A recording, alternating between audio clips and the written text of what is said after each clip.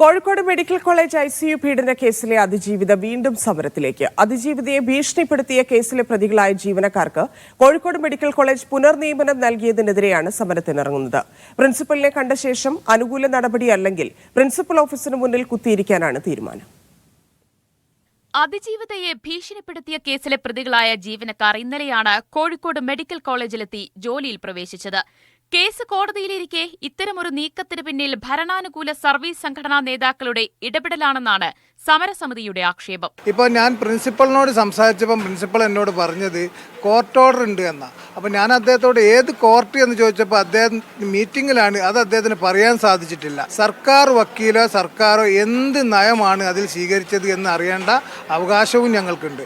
2023 മാർച്ചിലാണ് medical കോളേജിൽ ശസ്ത്രക്രിയ കഴിഞ്ഞ് ICUവിൽ കഴിയുകയായിരുന്ന അതിജീവിതയെ അറ്റൻഡറായി ജോലി ചെയ്തിരുന്ന ശശീന്ദ്രൻ ലൈംഗികമായി പീഡിപ്പിച്ചത്.